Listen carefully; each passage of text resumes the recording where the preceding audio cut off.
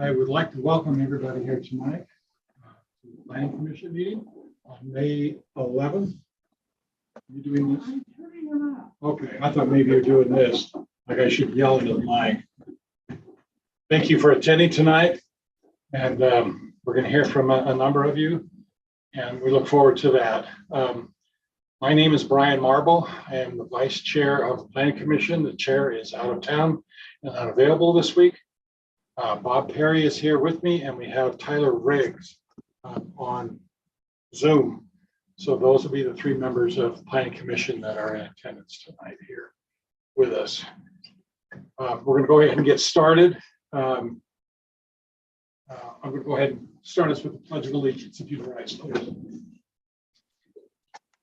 I pledge allegiance to the flag of the United States of America and to the republic for which it stands, one nation under God, indivisible, with liberty and justice for all.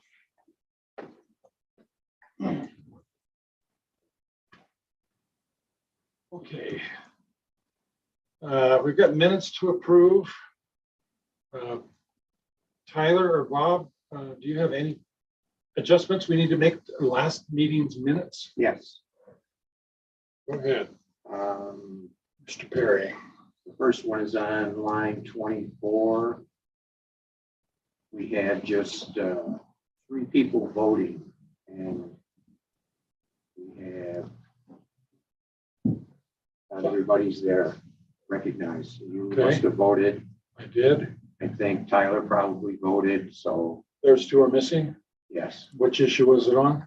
The issue was the minutes.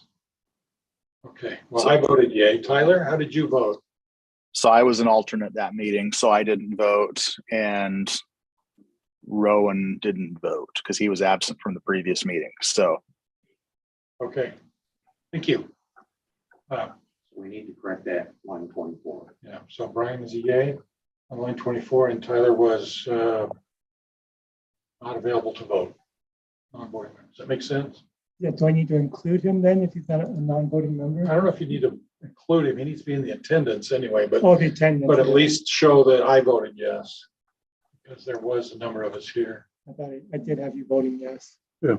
I have Robert voting yes, Brian voting yes, and Joe voting yes, and then Rowan abstained, and then Tyler not being a voting member. Does Okay.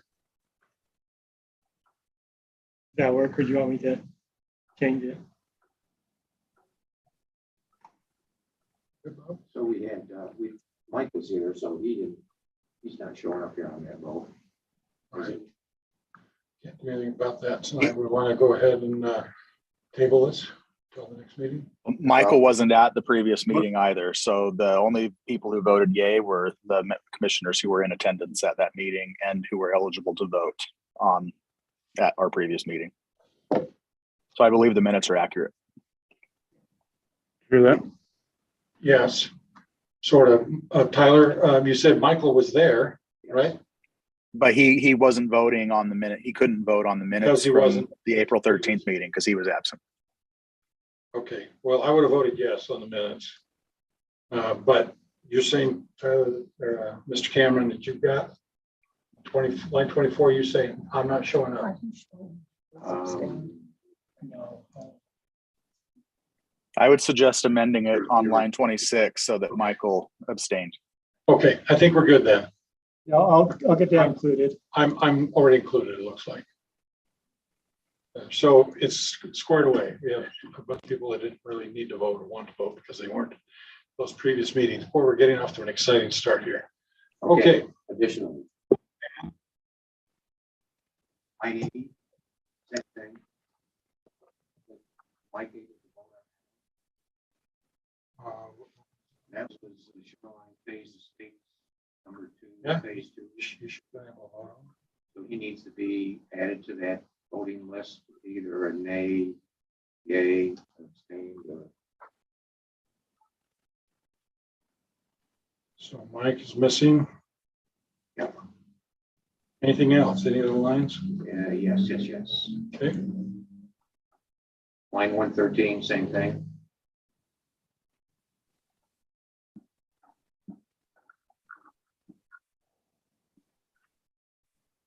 One more? Line 142, same thing.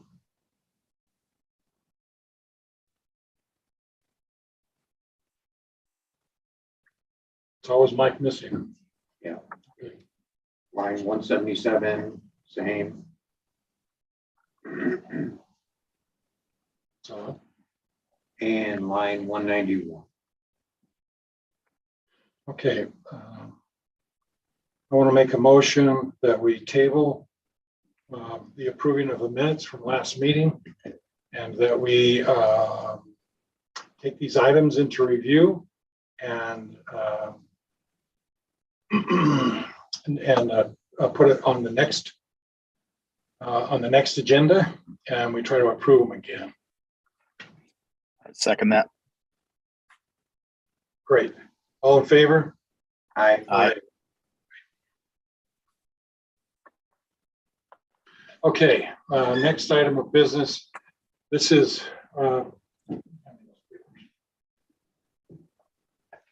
public comments. We're looking for public comments in general. We do have another section on public hearing, specifically about retaining walls.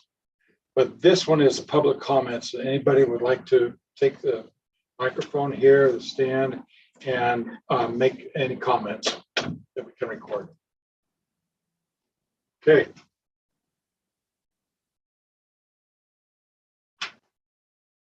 Next, I'll just say there's no public comments to be made today. Next, we're going to go to a public hearing regarding Providence City Code 1083, regarding the change to the retaining wall, or actually an amendment to the retaining wall statute. And we'll take any comments from the public at this point in time. And I will just, anybody would like to raise their hands and come on up. And nobody wants to come up and talk about retaining walls. This is more exciting usually than this. This is not a very exciting meeting. We don't like exciting meetings, just so you know. Come on up. I came to see what the amendment was going to be about, Okay. so to speak. Oh, Find out okay. what's going on with that. Okay, well, we can just tell you there's a change in the retaining wall amendment Okay. that is under discussion. And it's kind of 6 ways to Sunday, but we've got some, we're going to, let's see. Generally, a relaxing of the retaining wall amendment. In particular, when a retaining wall faces a neighbor's home, what the heights can be on that retaining wall. And that's what the discussion has been about, whether we should change or whether we should add an amendment to that statute, or whether we should just let it go.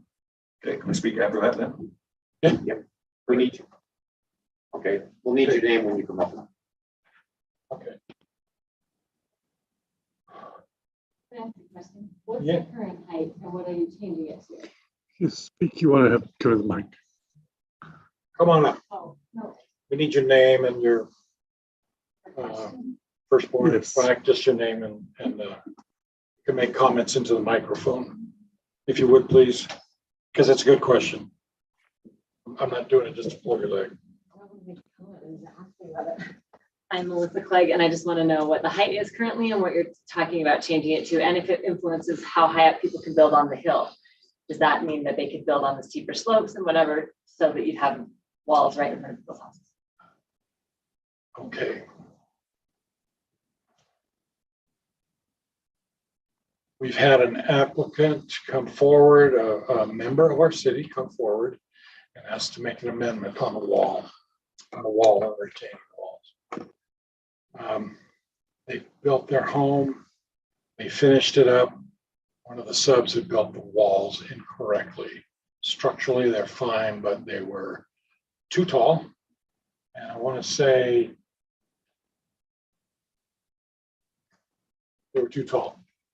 Now, the proposed amendment is going to read like this, 3 pieces. Proposed amendment. the retaining walls will be less than 3 feet in height. Retaining walls less than an average of 3 feet in height are exempt from setback requirements. So instead of saying less than 3 feet in height, the retaining walls less than an average of 3 feet in height. Okay, so if you're on a hill and it's steep, they're talking about averaging the retaining wall height and not just specifically saying, you know, where on that wall do we need to measure. The second part of the amendment is dealing with walls that are 3 feet to 6 feet in height. And that's going to be changed to refer to an average of 3 to 6 feet in height. And then the third item on this amendment is anything greater than 6 feet. And instead of being greater than 6 feet, it's going to be greater than an average of 6 feet in height. And then there's some elimination done, but the gist of it is moving it from average or from a specific height to an averaging the whole wall. Okay. Scarlett, do you need to make any comments on this? Not during the public hearing unless you Oh, want I'm to. sorry. Yeah, I'm getting mixed up. We're going to close the public hearing at this point. Yes. Can I comment on it now? Come on up. No. You can even sit down if you want. Oh, no, thanks. Okay, I'm Melissa Clegg still. So the only concern that I have with that is I think that there are situations, and if you have this one particular instance, maybe you should figure out something that the developer can do in that instance. But you are opening up Pandora's box for really tall walls right in people's yards. And that doesn't, I don't think in my case doesn't affect me where we are building, but I think in a lot of the areas around, like in our neighborhood, that could open it up to a lot of people looking at a wall, because if they make the wall long enough and have parts that are sloped off, they could get around that rule pretty easily by having an average rather than just saying, okay, maybe up that to 5 feet or something and say that has to be under 5 feet. That seems like a more logical choice than saying an average, because you could really get up to like a 10-foot wall as long as it was really huge. Right. So that sounds like a really bad Okay. option. Put you down.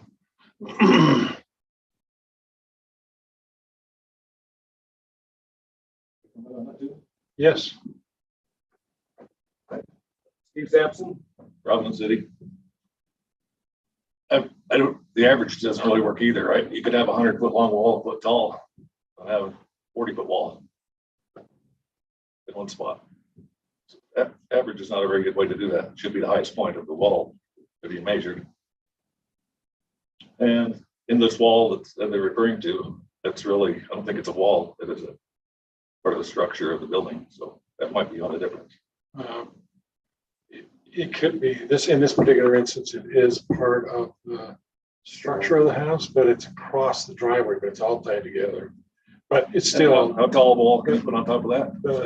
the purpose, the discussion has been the wall that's over there next to the property line and how it affects the neighbors, people viewing it. That's one of the main reasons that the amendment or that the 10A3 code is there. And so they're asking to change it to an average height. So I've got another one that would would ask you to change it to not average height.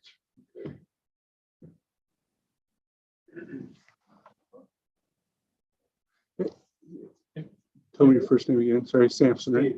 Steve. So Steve, you are the neighbor to the original one, right? So I don't know whether Brian, Oh, you didn't say that. So- Which you're the neighbor to the north or the south? So Okay, so how is the wall there? big wall, Great Wall of China. Okay. I don't know how they can work on it. There's about a foot of space if they had to access it.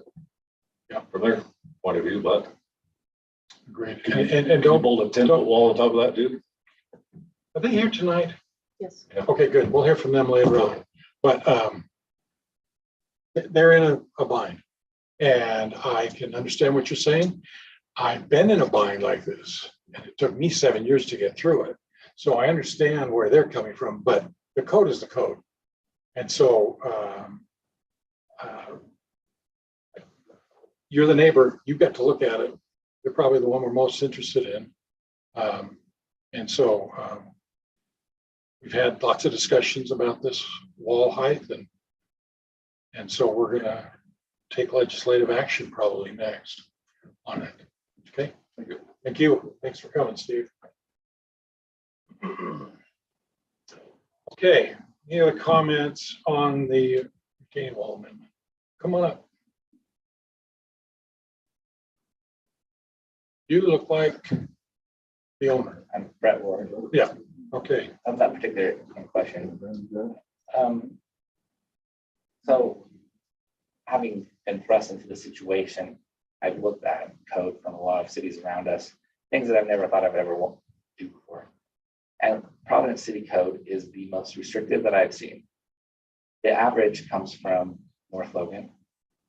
That's how their code is written there. St. George has like 8-foot walls they can do. Logan City is less restrictive. Also, this is more similar to North Logan, if I remember right. The problem with the way the current code is, and it's that you have these slope lots, and Providence is on a mountain, right, on the side of a mountain, and you have all this land, and the landowner if they want to use their land, sometimes they have to build a wall. Otherwise, they have thousands of square feet of unusable area. And I've talked to many neighbors of mine and Providence people in Providence City, and it seems like every other person I talk to has some issue with either this particular wall code or with other code, like how many, if you go one direction, a neighbor can't fix a retaining wall because of the current code. There's a degrading rock wall and you can't fix it because it would violate the facing direction way. Right. So we actually removed that because of him, like we wanted to help him out also. And then couple houses down the other direction, there's other people have problems with other parts of Providence City Code. And I feel like Providence City it's too restrictive for landowners. I mean, I understand we want a pretty city, but I also think that people are entitled to private property. And when a city is not allowing its citizens to use their private property in the way they want to, I mean, obviously for safety reasons, we want to make sure everything's safe. But after the safety reasons, like aesthetics is the eye of the beholder, and so like you have to let the property owners, you can't be too restrictive, otherwise you're not allowing them to have their own private property. You're annexing it to the city. You're annexing thousands of square feet in these setbacks, all the way around the properties Already. right? And so, I mean, that's just that perspective how I've seen it. So just Providence is really restrictive, and whether this code amendment in particular goes through or not, I think something needs to be done. And there's a lot of other code that needs to be changed too, I think. But We do. We go through code pretty regular. There's usually one on the agenda every meeting that we have. This one's been on for over a month. And we've had these discussions, and that's why we brought it to a public hearing. See what the feeling was. Thank you, Mr. Ward, for attending tonight and your opinions. Okay.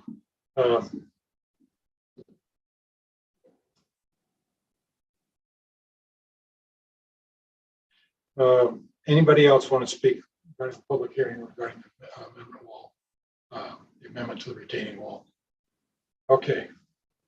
With that, we'll close the public hearing. And we're going to move right into legislative actions. First legislative action tonight has to do with the retaining wall amendment, what we just discussed. And do you need to address this in front of all of us, Scarlett? If you want me to, I can, but I don't absolutely have to, because you have my staff report available. It's up to you. Okay. I'm going to make a motion. The other commissioners can shoot me down if they don't want to second my motion. A motion that we table this legislative action about amending the retaining walls in 10.8.3 until sometime in the future. Yeah, I want to table it forever, or I don't want to pass it tonight. Is there a way to do that, or is just table it? That just means it's going to be on the agenda again. Well- Go ahead. Come on up, Well, Scarlett. you've got a motion, so Come on up. you need to ask for a second, and then I can. Do we have a second? I'll second that. Okay, we've got a motion and a second. All in favor of tabling this legislative action? Aye. Nay. Nay. All opposed? Was that Tyler, a nay? Yes. Okay, thank you. Okay, Okay, come on up. so as a point of clarification, that motion just failed because you have to have a full quorum vote for the motion and you only had two. If you had 5 people here, then you'd only need 3, but you need 3 because your quorum is 5. Yeah, so it's not majority of in attendance, it's majority of, yes, a majority. So of the quorum. A couple of quick things though. The planning commission, if you don't make a recommendation, then the applicant can request that the city council consider it, and the city council can consider it without a recommendation from the planning commission. But it really is much better. If there's more work that you want done on the code, if you want to table it because you'd like to see some more work done on it, if you give us the direction of the work that you want done, we can do more homework. I know I sent out several different codes that one of them had quite a few illustrations in it. In fact, I was looking at some codes on the whole height idea, not just for retaining walls, but houses and everything else that we're doing. And I found several that utilize illustrations that make it a lot clearer to people. I think maybe that's part of the problem is it's difficult to read text and then visualize. Well, some people can do an excellent job of it. I'm kind of one of those people that need both. I can read the text pretty good, but a picture always helps clarify. So I think that, we could do some things like that. I think it is important to note that the current code talks about the exposed side of the wall. And if you have a wall and another thing that I want to make clear, we're talking about walls in setbacks. We're not talking about walls back on property that are in the interior, inside of the setback or outside of the setback. So case in point, there's a person that's trying to level out their backyard, but the way they're doing it, they want to put, I think it's a 6-foot wall, but they're putting it 20 feet off their back property line because then they're kind of terracing. I don't know if they're doing steps or what, but I do know that's how they're doing that. They're doing that intentionally. That will meet the code because they're outside of the setback. So one of the problems that we ran into with many of the walls that we're looking at, many of them are legitimate walls because they are past the setback line. Quite a few of them though are not because they are in that golden setback. So you have a couple different ways to look at. You can look at the importance of the setback, or you can look at the height of the wall that you're going to allow in the setback. I mean, there are different kinds of approaches that you can take. So you could have a 6-foot wall in a setback, in a side yard setback, if the wall was holding the neighbor's property up and the wall owner was looking at the exposed side of the wall. You flip that and the neighbor looks at the exposed side of the wall, then that wall can't be in the setback. So that's one of the things with that makes it a little bit confusing. And so as staff, we've started taking steps with every residential zoning clearance that comes in. we have a pre-application meeting and we go over our, myself, Diane Campbell, our zoning specialist, and Mitch Turley, our stormwater. And that solves a couple of problems. The stormwater he goes over with, and it meets the stormwater compliance requirement of meeting with the contractor to review stormwater plans. And it also lets us talk with them about setbacks, about retaining walls, because one of the problems that we're seeing, people don't put their landscaping on their site plan. We don't ask for their landscaping. A lot of times people don't even know what their landscaping is going to be at the time of their site plan. So they're coming in after the fact with landscaping, and they don't realize they even need to come and see us. And so walls are built before we even realize that there's a problem. So we're trying to take remedies. If you do nothing with the code, we're still trying to take remedies to make it more clear for people. So I think those are the two things. The average is kind of a big deal. It's much easier from most people's perspective to know that the highest point from the base to the highest point is the height of that wall. If you start taking averages, length can come into play, things like that have been brought out. However, there are codes that do it. They usually have illustrations of how to figure that. And if we go with an average, we probably want to look at illustrations to make sure that everybody that figures that average figures it the same way. We have followed, just really quickly, we have done our findings of fact and our conclusions and our conditions. They are all in the staff report that has been published with the agenda. So we've met all of the requirements. You've held the public hearing. You've received public comment. So statutorily wise, you've met all the requirements. You could make a recommendation if you want to. You can continue if you want to. That's totally up to you, but you can't continue forever. There is a point that it would go to the city council for action. So my understanding was, on the agenda tonight, that we were to create this amendment here. As a land use authority, we were in charge of making one here. And that this is not a recommendation at this point. We don't need to make a recommendation to the city council at this point. Is that correct? Well, they have prepared an amendment. So they would like your recommendation on their amendment. Now, as a planning commission, you can certainly change or add to, or you can recommend that we just deny this amendment and leave the code as is. But they are asking that the code change. Ryan, can you put the red line back up? Right. So the instructions gives to us in the legislative section on the agenda is the Providence City Planning Commission will discuss and may take action on a request to amend the code 81083. Now that doesn't say anything about the council. So my assumption was we were going to be making a decision here. So tell me. So this is a recommendation. In a legislative action, your decision is a recommendation. Okay, so it is. We do need to make a recommendation.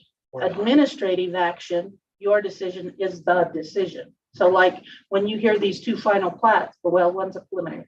When you hear the preliminary and the final plat that are coming up, you will be making the decision. Okay. But on a legislative action, you're making a recommendation and then the city council makes the final decision. Okay, great. That's good to know. I thought it was a little different on this one. Okay, let's continue the discussion amongst the commissioners on the retaining wall amendment recommendation 1083. Tyler, would you like to share with us your feelings about this amendment and the reasons? Yeah. Sure. Yeah, so I definitely appreciate the public's comment. I agree with Mr. Ward that, you know, we probably should look at doing something different, but I also agree with the other gentleman's comment that the average language with respect to, you know, what Scarlett said, that there's things we could do with illustrations and putting methodology in. I think that doing an average is really messy. I was hoping to recommend or make a motion that we recommend to the city council to deny this proposed code amendment. I think it would be interesting because they're ultimately the body that would approve any changes. I would like to hear their opinions and get their thoughts. So when this issue is brought before them, and if they kick it back to us to make more changes, then or to come up with different language, or they want to get a perspective on different language, should we look at 8 feet, then we could do it then. I don't hear a clamoring from the community like that this is urgent. With respect to what Mr. Ward said, yeah, we think that maybe some changes, some updating could be useful, but there doesn't seem to be a groundswell of activity in the room saying, hey, it's urgent that we update these. So my suggestion for us tonight would be that we recommend a rejection of this proposed change to the city council and see what their thoughts are and potentially go from there. Thank you, Tyler. Appreciate that. Bob, do you have anything you want to say about the retaining? I think Tyler's got a couple good points here. We've got a code that needs to be followed at this point, but if the city determines that maybe there needs to be changes, then we should look at it Deeper. Yeah. Okay. Okay. Would one of you like to make a motion? I will make a motion that we recommend the city council reject the proposed code amendment for Providence City Code 10-8-3 retaining wall code. And yeah, we recommend they reject this proposed amendment. Okay, I'll second that motion. All in favor? Aye. Aye. Any opposed? Okay, now we may need to do another motion here on the same issue. What would we like them to specifically look at? The averaging issue, or we want to go broader and wider with this statute? What were you saying, Tyler? I'd like to see I don't like the average, so I'd like to get their thoughts on the average, and I would lean hard towards having a maximum height, because I just really appreciate the comment from the gentleman in the public. And again, I'm remote, I apologize, so I wasn't able to capture the name fully, but to open up that you have a wall that's short but then spikes up to a high height where it's needed, and averaging allows that to get through code. That seems like it could get messy. So I don't like the average, would like their perspective on that. Also would love to, I like what communities like Mill Creek, one of our examples of codes from other cities, has, where they allow, they have special zones that have heights that are, particular to those particular zones, like a mountainous zone. And is because we are building up on the mountain, and we do want to preserve the right for property owners to use their property, but we want them to do so safely and in a way that is congruent with the character of the community. We should look at whether there's something special that we need to do for like a mountainous zone to make sure that we are getting that proper balance of property holder rights with the safety and the character of the community. So getting the perspective on those issues would be key for me. Those comments that he just made, are they going to go into the notes? They'll go into the minutes, and oftentimes the city council will watch and view the planning commission. So that's a common thing.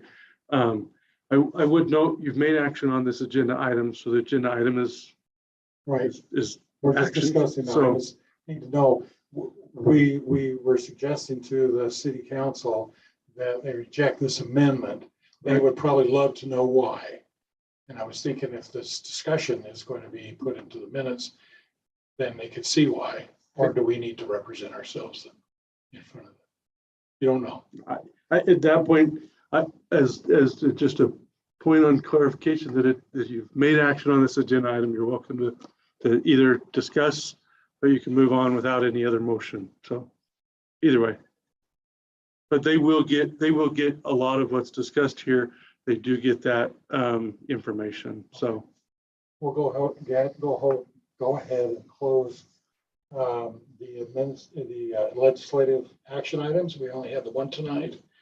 And we're going to move on to administrative action items. Appreciate everybody that's made a comment and the effort to come out tonight, but as you know, this will go before the city council soon, in the next 30 days, probably. And that they would love to hear your opinion on it, yea or nay as well. So with that, we'll go on to the administrative action on the Larson subdivision final plat. Scarlett, would you like to present that to us? Okay, this is a 3-lot inner block development. That's why there's not an assigned address. It's in the general area of 144 East, 200 South, and 150 East, 200 South. It's got 2 parcels associated with it. They're taking 2 parcels and creating 3. And all 3 of the units are inner block. They're below the maximum density allowed in a single family traditional zone. There are 2 existing ingress egress accesses off 200 South. There's an existing home and outbuildings on parcel 0210000018. And on August 25th, the Planning Commission approved the special review request for this interblock development with the conditions listed in the staff report. And these conditions have been included in the final plat and construction drawings.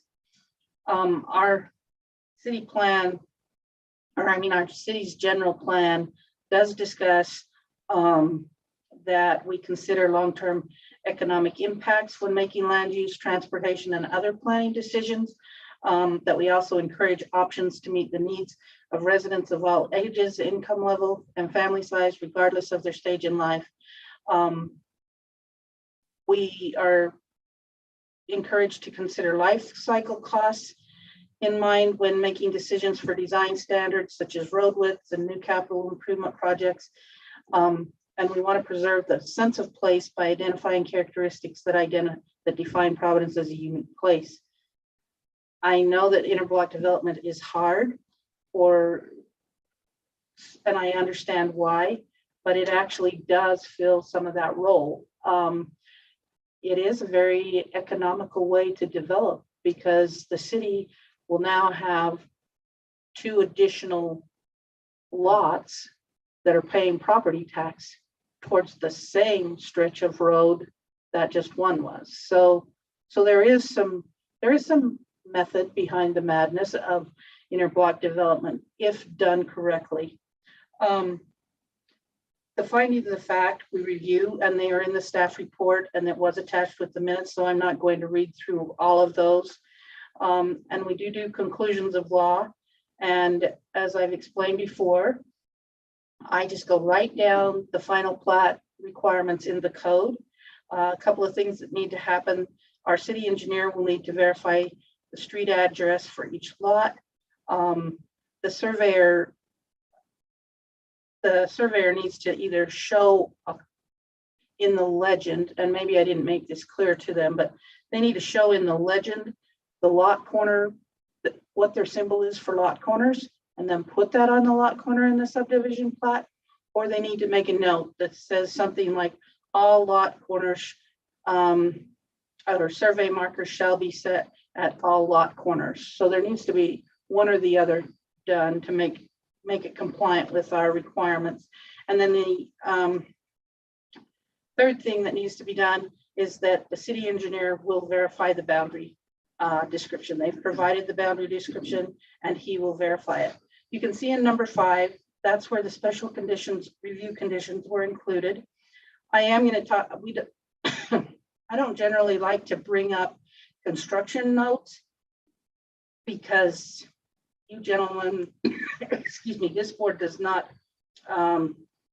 approve the construction drawings.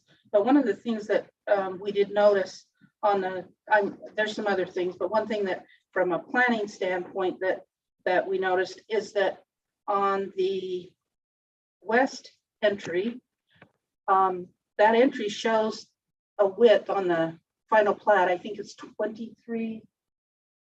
And I didn't blow mine up really big, but I think it's 23 feet. The Yes, throat almost, coming in almost there. 24. Okay, but the little asphalt entry that they're bringing in from the street is only 10 feet. So I don't know if that was on purpose or an error, or, but that's something that will be, I know that that will be discussed with the construction drawings, but I am bringing that to light. The conditions that we have for this, oh, and they have also included their water availability requirements. The total that they need for this particular development is 3.104 acre feet of water. We do allow a fee in lieu, and we would love to get Spring Creek Water Company shares. When we can't, though, a fee in lieu is good, because then if they become available, we have money that we can work with people to purchase them. The fee in lieu is currently $3,000 an acre foot. So this development will pay a fee in lieu of $9,312. In the conditions, they need to address the comments in red in the findings of fact, which really the only one that they need to address is the survey points. Our city engineer will review, and if they need to change those, he'll let them know. The address, any comments from other staff members, including but not limited to the fire marshal, the engineer, and the public works director, show the restricted building envelopes for lot 1 and 3. And this is something that they do need to do. It's not necessarily called out in the final plat, but because these are back in because these lots have the potential to have structures outside of the 600-foot fire hydrant range, it will restrict the placement of the homes on lots 1 and 3. So they need to show that on the plat so that people will know in advance where they can put their home before they buy the lot. So we don't get into frustrated buyers that want to tuck their house way back in the center or in the far back corner and have it really cool and secluded and find out they can't get fire protection to it. So there needs to be the building envelope for lot 1 and 3 shown. The applicant needs to continue to meet the special review conditions for the interblock development, and prior to the recording of the final plat, the construction drawings must be approved by the city engineer and public works director. The water availability requirement fee in lieu must be paid, or the water share is dedicated to Providence City. The application for development and public improvement installation must be completed and signed by the developer. And as soon as I finish getting all the construction comments, I will get that to the developer and they can review it and get that signed. And then the grant of easement and maintenance agreement for stormwater facilities must be signed by the developer. And that, again, I have to wait until they finish their construction drawing review and then put the final touches on that agreement and get it to the developer. And then, as always, the applicant will continue to meet all relevant federal, state, county, Providence City rules, laws, codes, ordinances. Approval by the city of any application or paperwork submitted does not alleviate the owners and or their agents from their responsibility to understand and conform to local, state, and federal laws. Providence City's approval is not intended to and cannot be construed to allow any laws to be violated. So the comments that we have are not necessarily comments that would hold the final plat up. It shouldn't change any of the design work on the final plat, but they will need to be taken care of before the final plat can be recorded. So, questions? Where would you locate the notice of the distance on the fire restrictions of fire coverage? Would you put those in the development agreement, or would you put those? You want to pull the picture of the final plat up? Want to put it right on the We will plat? put it right on the plat. I'll kind of show you with me. So. Lot 3 probably needs whatever type of line they decide to use, maybe it's a dot, dash dot, or something like that, that outlines an area within lot 3 It's buildable that's buildable, for any building or just for the residents? mostly for the residents. If they're gonna have, but if somebody's thinking of doing an accessory dwelling unit, then that would have to, any residential, any human Residential occupied building would need to have fire in coverage. that fire protection area. And then you say 3 has got similar, well, Lot 3 has, 1, one has a similar issue. mhm, Okay. And that'll show up on they'll actually show up the on plat. the plat itself. Would that be in Aaron Walker's report also? It is in Ingress Walker's report. That's where I got it from, yes. It's got, he does say something, can't remember which item it is. Oh, it is in, it's on page 2 of Aaron's report, where he talks about the fire hydrants. So you're saying that if we move off to the Gerke lot to the east, that house is covered. You think that that house might be covered by the distance to the fire hydrant? That's a new house Yes, and it is covered. Okay, great. Yeah. Okay, now I've got a question for you. This interblock development, this is an interblock development inside of an interblock development, isn't that correct? The lot 2 was an interblock development correct. umpteen years ago. Yes, And now we're looking at a final plat on a interblock development on that lot as well as the other one. right. And there is nothing in the interblock development that discusses just one interblock development behind, because interblock developments are always behind each other. There's no code in there that covers, that mentions anything about that. There's nothing in the interblock development that says that you can't have more than one lot included in it. You can't exceed the number of lots for that zone. And you have to meet the minimum lot size and things like that. But so that would restrict how many lots you could put in an interblock, but not the number of lots per se. Okay, so lot 3 has the possibility then to be another interblock development. They would have to come and get special approval to do that. Couldn't they split it and come back and say, we were gonna do some more interblock development and make lot 4 out of lot 3? An interblock development has to be approved under a special, what did we call it? Special review before they can go forward. During the concept plan, usually you don't see concept plans. They're done administratively and staff. But when it comes to interblock development, you see them because you have to approve that before. So the fact that they would come and want to amend this plat to add another lot, they would have to go through that special review. Okay, but it is an option for them. It may be an option for them depending on the rules in place at the time. Now, an interblock development is only allowed 2 homes on the access road, or 3 homes, did you say?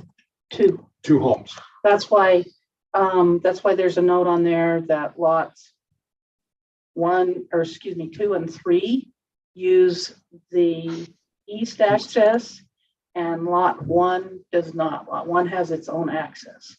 Okay, and what about the curb and gutter and the sidewalk requirements? We're splitting the original lot 2 into 2 pieces, 2 and 3.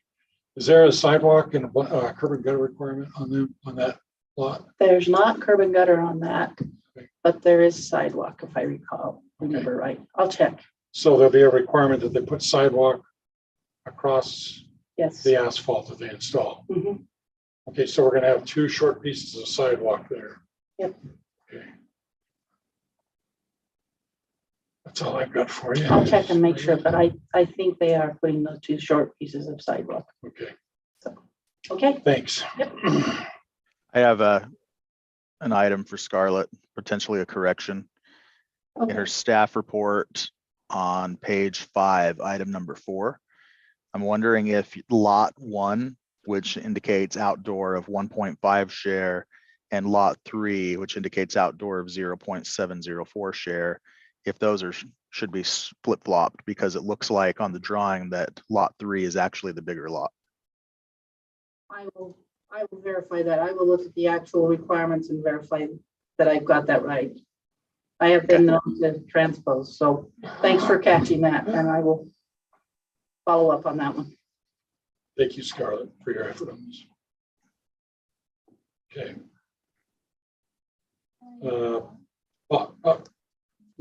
Yes, that's a good time. It's a good time. Your name? Okay, I'm Christy Larson. This is my property. So I just wanted to make a quick correction. So we've, as part of this process, you mentioned there were outbuildings, but there are no longer any outbuildings. So just so you know, I just wanted to clarify that. They're very old and decrepit and probably infested with things. So we just took them out. The other thing I wanted to mention with the fire envelopes. So we're like a couple years out from my brother building on this lot with his house. And they're just not really sure where the placement went. So we were trying to leave it open for either them to develop it to put a fire hydrant where they needed it so that they could build wherever they want to, or if it's within the envelope, obviously they wouldn't need to do that. So I just wanted to clarify that piece. Is that something I need to add as well? If it's like, this is the envelope and or put a fire hydrant in. Put the envelope at this point, at the outer boundary of what it is, then if you wanted to make a modification to the plat, you could come back and You modify could the still do plat. that with, Right. and say I'm putting a fire hydrant. You could come back and modify Okay, the just plat if making that sure was the that I- case. But if you put a building envelope in, then you don't have to come back. And if you change things, then you could come back. Okay, I just wanted to, So we can amend the final Yes. plat later if you want to address that. great. Good. Okay, so what about the asphalt? We're showing 24 feet of Yeah, that was a mistake. I think that I'll talk to the surveyor about that because I believe that we were trying to do 20 foot. And so I think that they mislabeled something there. So, because I remember talking to them about that before. So I'll get that addressed too. So your asphalt is intended to be 20 feet wide Yes. on this 24-foot piece. Yeah. And it's going to go 20 foot wide all the way to the current asphalt street. That's the times.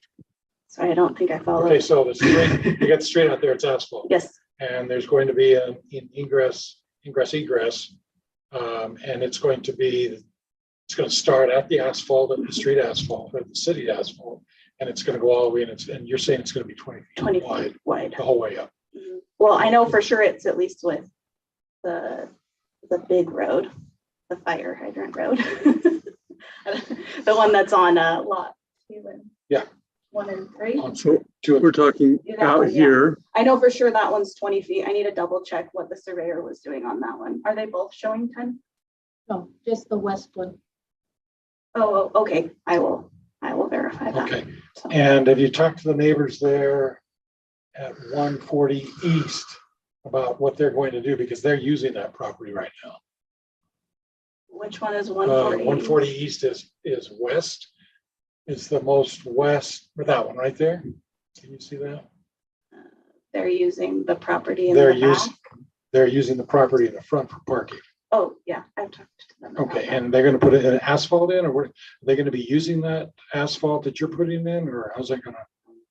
I can talk to them about that, but when I first bought the property, I just told them they could park on it if they wanted to. Okay, 'cause we but didn't- the owner's not there. I mean, the owner, it's a rental. So. Yeah, so I talked to the renters and told them they could do that, but I could also work with the Well, owner for that. There's a fire issue. So if there's a fire on lot 1, that road, that egress needs to be open all the time.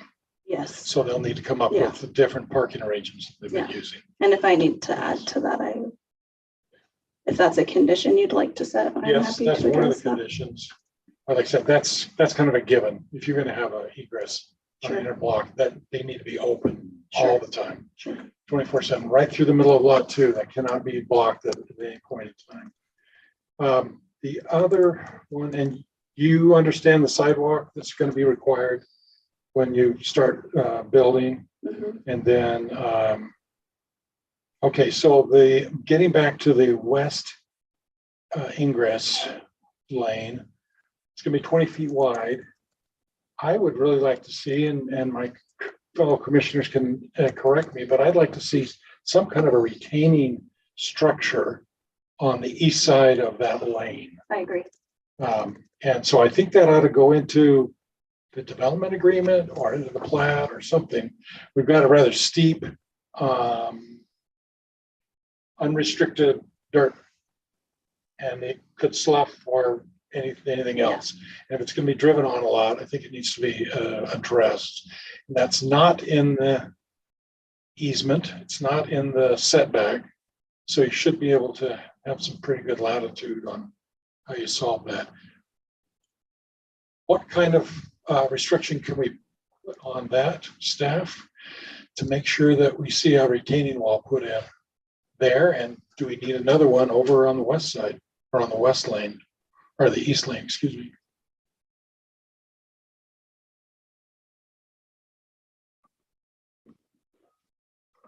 Actually, it probably depends how they grade the lane to get back into there, how much retaining wall they would need.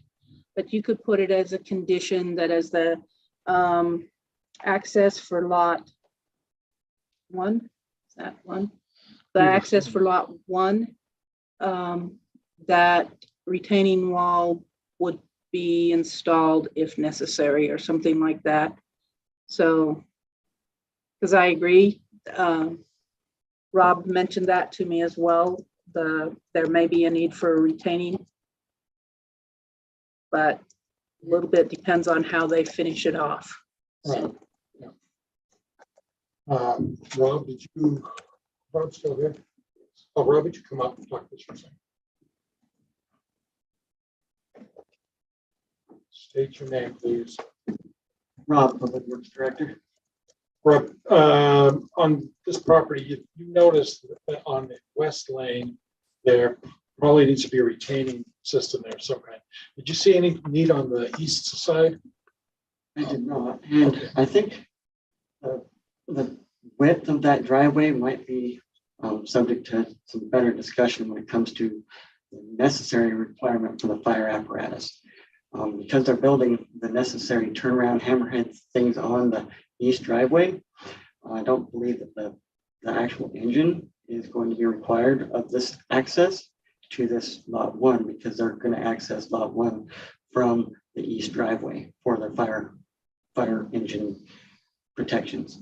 So therefore, the 20-foot asphalt requirement might not be required to be quite that wide. However, it's going to be required for that lot's access for whoever owns that property. So therefore, they're going to need to be able to have a decent driveway, and currently it's very difficult. In fact, I just put our factory truck and a TV camera up that lane today to clean and maintain the sewer that is underneath that same easement.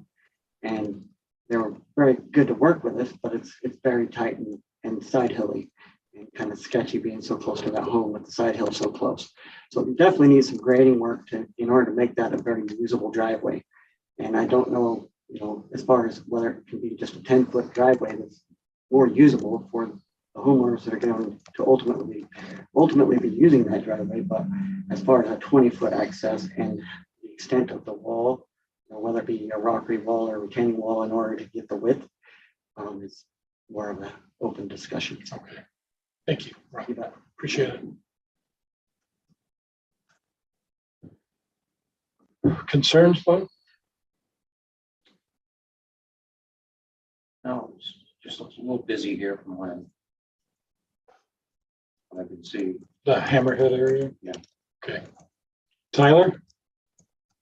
There's no concerns based other than, getting some of the changes. There's a lot of changes that it seems like we'd like some, clarifications on the retaining walls, on the entrance, things like that. I'd ask if there's an urgency to finish this at this meeting for some construction reason or anything, and perhaps we could table this for when we have the full commission in the future, and we can look at it with some of those changes so that we know everything is nice and tidy. I'd be open to that unless we want to vote for approval. Thank you, Tyler. I have one question. How many sheds were involved? Were you taking down? Oh, I'll show you here. So this was like a falling down garage here. And then below, Right behind the existing house, right? yeah, so this is already removed and that's where we're gonna have the access through here. Right now, like I'm waiting to remove the concrete and stuff until we figure out, we do it all at once sort of thing. And then back here under these trees, you can't see it from this view, but there was one shed and like a chicken coop and another building that I couldn't open, but I would assume would be a shed. And they were all just kind of leaning over. So, yeah, that we took all of that out. But only one of them had a foundation. And there's no other buildings left on the property except for the home on lot 2. Right. There's the concrete patches that we're waiting to take out. And there's not actual buildings. Ryan, do you pull up the plat?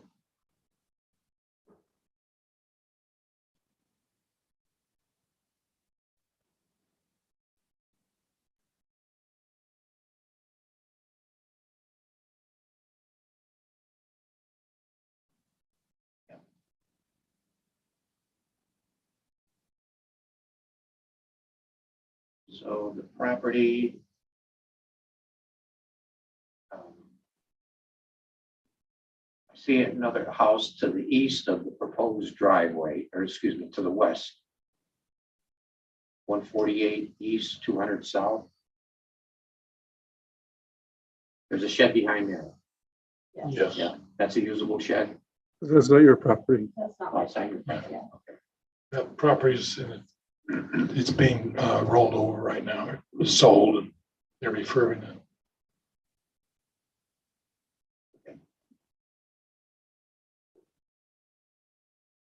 Okay. I feel there's enough changes that we ought to have those changes included. The changes that we've mentioned, but more importantly, the changes that Scarlett's mentioned.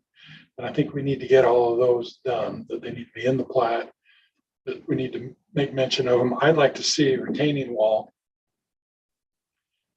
where needed. And I don't think it's just needed on the west ingress. I think it might be needed on the east ingress as well, so that the land doesn't fall into the house or into the property of 148. Is the retaining wall something that you feel is important on the plat, or can it be taken care of in the construction drawings?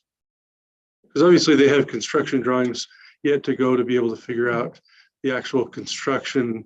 When you're approving the plat as it is this way, but to build it, that comes back to the city engineer to make sure that he's stamped engineeringly sound, that it can be built that way, or they have to design that. If it can't fit with inside of the plat, then obviously the plat has to come back. But I'm just checking to make sure that you're approving the plat and that the engineer's approving of the construction if you think it's can be taken care of construction. I just open up the opportunity. My concern is that steep wall on the west egress, and I'm pretty sure there's some challenges on the east egress as well. And if we're approving the width on these roadways, these egresses, I'm concerned about making sure that they've got the right coverage. And if we've got areas up there that are whatever degree, 30 degrees, 45 degrees, whatever, then I think that they ought to go on here. If we're going to make this subdivision, that it need for access to lot 3, that they need to know that they can get to lot 3 and to lot 1, that they've got a way to get there. And could it be put into the building side of things? Yes. Does the city normally do that? Yes, Okay. it could go in the development agreement and the development installation application and the construction drawings. That's normally where that would be. The plats are reserved to show easements, property lines, setback restrictions, things like that. As Ryan was saying, the actual construction of the development where the underground and all of that goes, that is all taken care of in the construction drawings and in that application for development installation. So you can put that as a condition that we include those and make sure that we watch for those in the construction drawings and the development agreement, but they wouldn't necessarily be items that would go on the plat. Okay, but they're going to be covered in the process of development on this, so I really don't need to be. Okay, I'm ready for a motion. Just one quick thing. It would Go ahead. previously on another issue, a few meetings ago, we did put as a condition to mark on the plat that an egress must be kept unobstructed, just in case future property owners are confused. Would we want to have marked on the plat that west egress where there's parking occurring now, that be left unobstructed?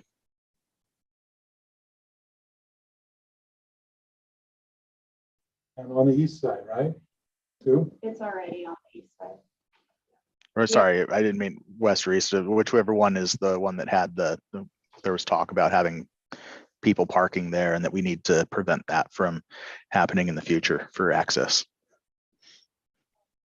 So we already have an easement for the fire access on this side. Since the fire access does not have to happen on the west side, we do not have an easement, but if we need to go ahead and do that so that, you know, future people that could ever own this property know that there can't be any parking, we could do that. And I also did just go through my emails with my civil engineer, and he was saying it was 20 on the east and it is 10 on this side because we don't have to have fire truck. Okay, so a 10-foot access for lot Yeah, one. which is another, I mean, so we could do a retaining wall there, but it is going to be narrower. And there's also already a retaining wall between 148 and my house. Right there. There is. There's not a retaining wall between 154, but that's not as steep. So Right. anyway, so all of those things were brought up and I just wanted to clarify. So the 10-foot is, then the 10 feet is going to be the asphalt width. Is that what you're saying on the west side? Yeah, so the whole driveway we were doing is 10 foot. So because that's the requirement for just a regular. Okay. Correct me if I'm wrong. I definitely am not the So expert. there's going to be a driveway, not a city road. Correct. Well, I don't think this is a city road either. It's just access to the fire. So we don't need to put that on the plat then either, that the width of the asphalt? I mean, again, is it going to come up later in the building portion of the development? It will have to meet fire code. And if at some point in time, fire code changes and they do require that second access to the asphalt, then at that time, the property owner or whoever's going to put the house on it will have to bring that access up to fire code. So. Okay. Tyler, anything else? Nothing else. Okay, thanks. Bob, anything else? Okay, I'll entertain a motion.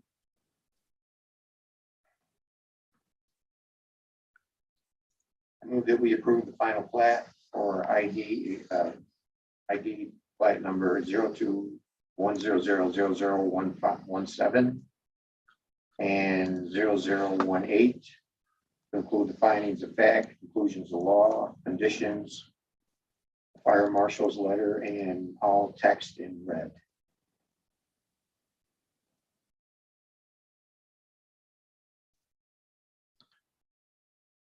Second. We have a motion to make a recommendation. Nope. Where we're making a motion to accept the final plat with the conditions mentioned. I second that motion. Okay, and we've got a second on the motion motion was made by Bob Perry. The second on the motion was made by Tyler Riggs. All in favor? Aye. Aye. All opposed? Nay. Wait a minute. That means it doesn't pass. I think it right? doesn't pass. Okay, I'll do a yay on that one then. Then we'll go ahead and pass that final plat with those conditions.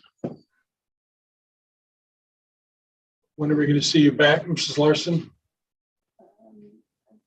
Can you just come every meeting for the next 6 months? We'll put you on the commission. We'll put you on the commission when you're done. I'll know everything. Okay, thank you. We've got one more administrative action to take. And that would be item number 4. Preliminary plat called Homes on the Knoll. It's a preliminary plat, and it's a 98 lot residential subdivision located in the general area of 300 North Sarah Street. Scarlett, would you like to go ahead and present this to us and the public? As you said, it is a 98 lot residential subdivision. These are single family homes in the single family traditional zone. One of the things that we've run into the last couple of times we've done preliminary plats, preliminary plats are preliminary plats, and state code changes quite often. And there used to be a time when preliminary plats were kind of ground in stone once you got there. They're still very important, but sometimes as we get to construction drawings and final plat, the developer does their darndest to make sure that their preliminary plat, the location of infrastructure such as streets, culinary water improvements, wastewater improvements, stormwater facilities, etc., they do the best that they can at the preliminary plat stage. While significant detail is included on a preliminary plat, the detail required for construction of the infrastructure is not shown on the preliminary plat.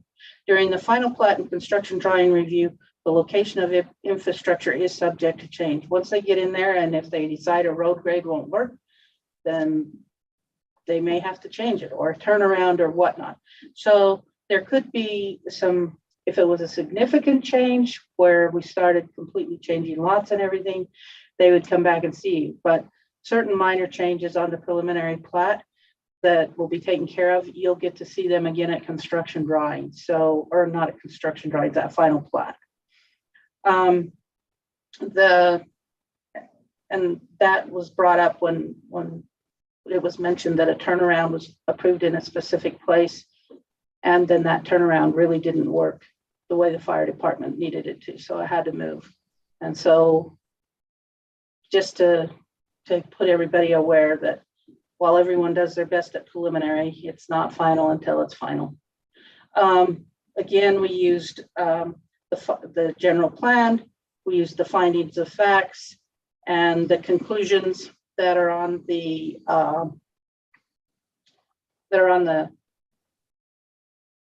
preliminary plat checklist. The only thing in red that we have on this particular one, and I'm pretty sure this facility is not on their property, but it may be within 100 feet. And if it's within 100 feet of the property, they still need to show the irrigation line. So when you look at the parcel zoning view, it's hard to know if they've got the lines drawn in the exact location, but that's the only thing. They'll just have to verify if that's within, if that water irrigation line is within 100 feet of the property or not. Other than that, as far as meeting the preliminary plat items, as far as zoning goes, they've met those. However, there are some of the things that I want to address. The development contains non-developable sensitive areas that may impact lots 53, 61, 65, 69, and 72. They show those in there on the page that looks like this, the colored page that shows the phasing and the sensitive areas. They show those there. None of the acreage encumbered by non-developable sensitive areas may be built upon or within except for required public utility and facilities. Review the buildable envelopes on these lots to make sure they are not disturbing more than the encumbered area than allowed. And I did talk to the developer about that. They're very much aware of that. And maybe it's not, maybe they intend to show it in construction drawings, but Sarah Street does show that it should have a roadside path on it. And while they're showing Sarah Street with a 66-foot right of way with 37 feet of asphalt, they didn't talk about the roadside path. So we just want to make a reminder that they remember that. They need to address any comments from other staff members, and the applicant will continue to meet all relevant federal, state, county, Providence City rules, laws, codes, ordinances. Approval by the city of any application or paperwork submitted does not alleviate the owners and or their agents from their responsibility to understand and conform to local, state, and federal laws. Providence City's approval is not intended to and cannot be construed to allow any laws to be violated. So I know one of the things that Rob is still a little bit concerned with is some of the stormwater detention. Right now, they're showing that in storm chambers. We just need to make sure that we cross all our T's and dot our I's if that's the way it continues is with storm chambers. So there are a couple of things like that may change when you see it at final, but right now the preliminary is as good to go with preliminary. Just keep in mind that it's preliminary. And where are the suggested chambers now? They're in, if you look at page,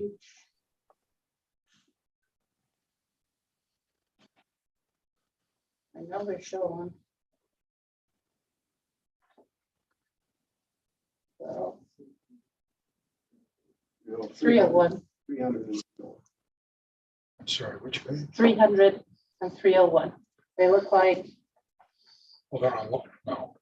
that's Okay, 300. And then that's 301. And they're in the road. They're hard to see. They're little greenish rectangles. Like if you look at the page 301 and you see 200 north, there's a little greenish rectangle right below the 2 of 200 north. That little greenish rectangle will be a stormwater chamber. So they're not going to take the land to do it. They're going to go underground to do the storm That's what they're proposing. control.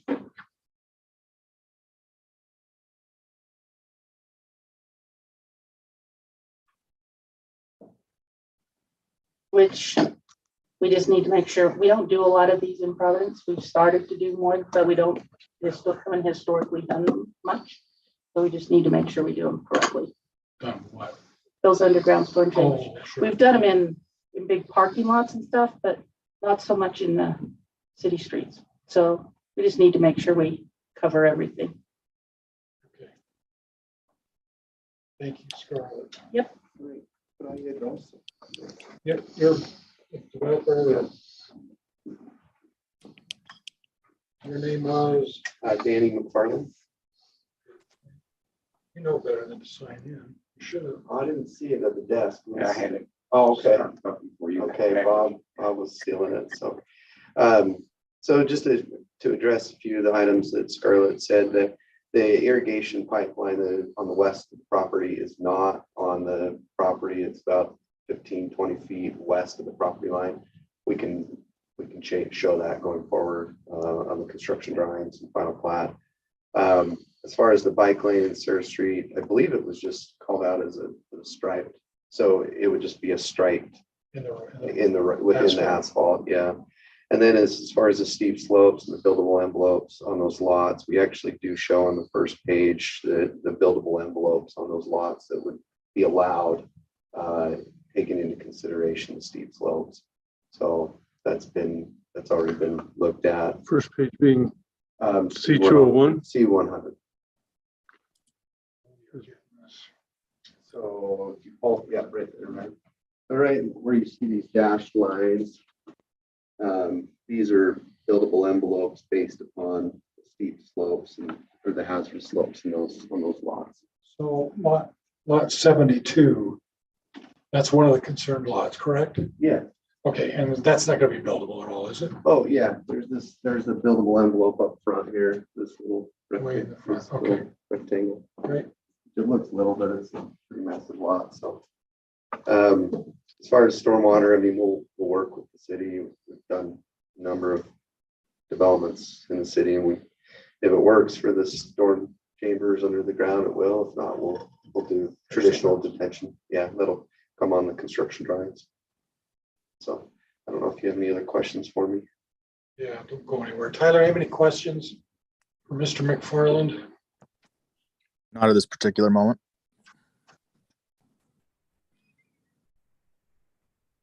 What happens to that water underground? Is that just we've been back in? Yeah, we did it on Sagecrest. It's actually south side of this site, and we submit percolation tests in the city, and so it needs to percolate within a certain amount of time. But what you do is you essentially do like a big burrito of gravel, and you filter fabric and gravel, and there's enough void space in there that the water can be contained while it's percolating into the ground. So There's not much soil to go through. no, The bottom of the thing is probably so straight rock. yeah, it depends on where you are up there, but yeah, it's pretty good soils in those areas for it. And I think, it has its advantages. I mean, a lot of cities are going that direction because, the general movement is to not concentrate stormwater runoff and pipe it somewhere. It's to try to dissipate it either in swells or underground, so that way, you're not having major stormwater issues and big storm events. So You ever see those filled up? not typically. I mean, unless you have a lot of silt that gets in your roadway, but once your construction's done, you shouldn't have a lot of silt going down your street. So There is a access hole or access Yeah. surface on. big manhole that you do, yeah. So But Bob, to your point, that is a risk. I mean, there are risks that the silt will fill the voids, right? Well, that's a risk. And when it's underground, then it's a little harder to inspect and check on. So as you've done inspections or other things and that, it's just a little harder to check on. And so there are some different risks of the technology and that. So oftentimes, lots of times I've seen them done around storm pipes or to de-water areas. They'll put in some things they'll wrap a pipe and have a dewatering. But chambers, obviously, you have to have some flat if the water comes down and you imagine this tub underneath the ground, somehow that tub has to be flat to hold the water for a period of time, just like a detention basin is trying to accomplish. So it has to try to accomplish the same function filled up with gravel underneath. And they have some, you can imagine some of these detention basins that are filled up with cobble and trying to build on top of it. So yeah, to Ryan's point, yeah, there's always that risk, but I think there's things that are done to mitigate that. This particular system would have a manhole with pipe going out either end, and then it's wrapped in gravel. It's a similar system like Macy's or any commercial spot, like Macy's has one underneath the parking lot. Most commercial properties use some type of underground storage like this.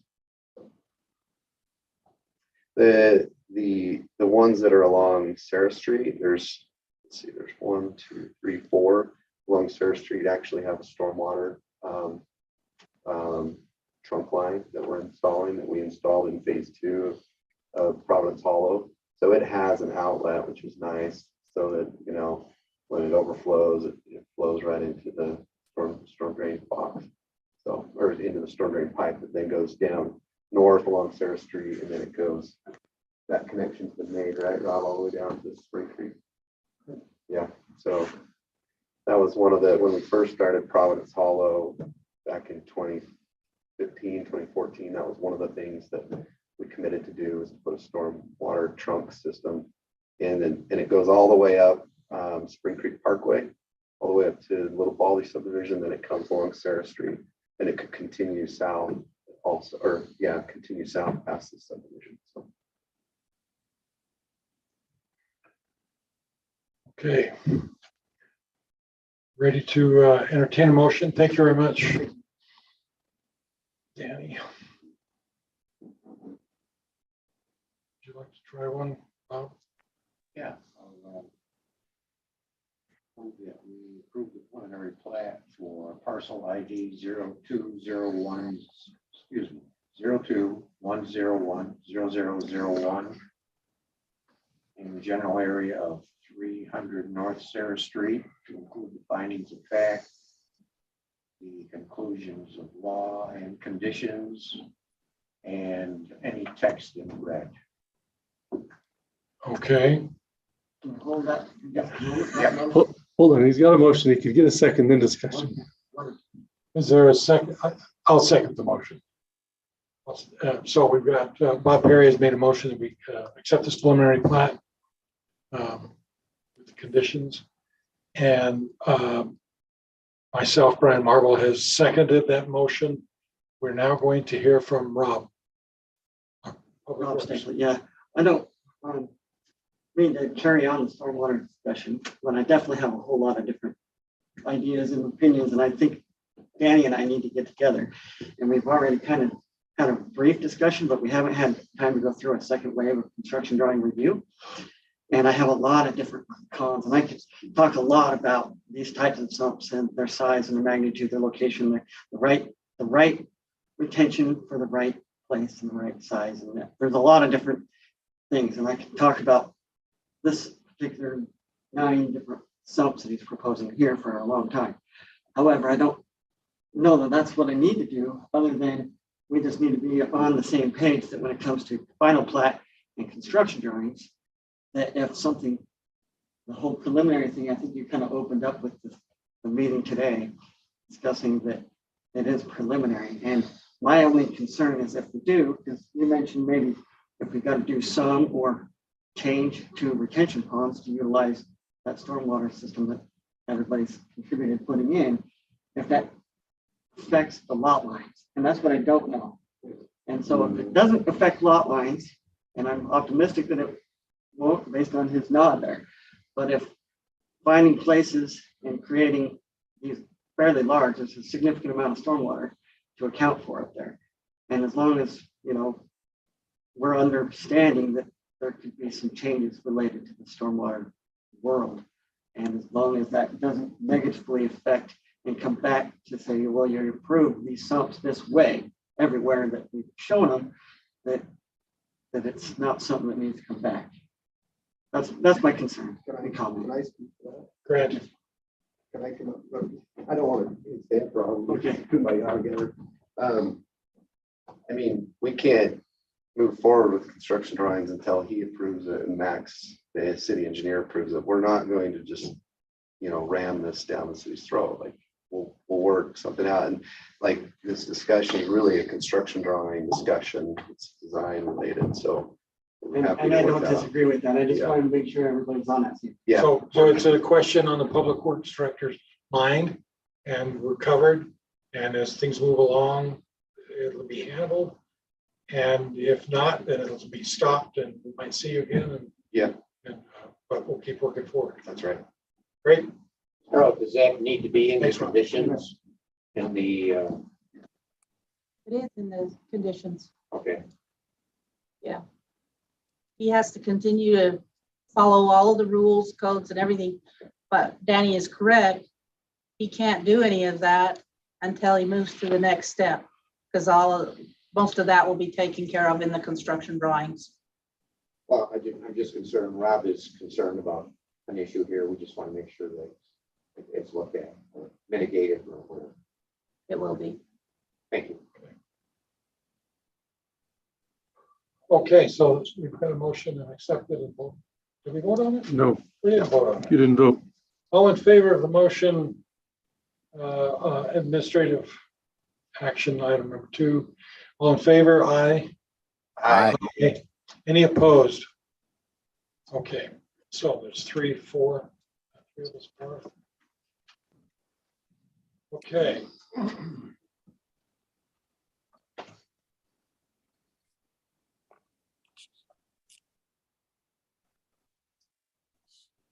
This is a bad night to do study items. We don't have any on the list right now. That would be the next step. So I'm looking for a motion to adjourn. I'll make a motion to adjourn this meeting. Okay, I'll second it. great. We've got a motion by Tyler Riggs and a second by Bob Perry. All in favor? Aye. If I say no, then we have to stay here for a while. It's not debatable. It's not a Oh, okay. debatable motion. You Aye. can't say that. It passes.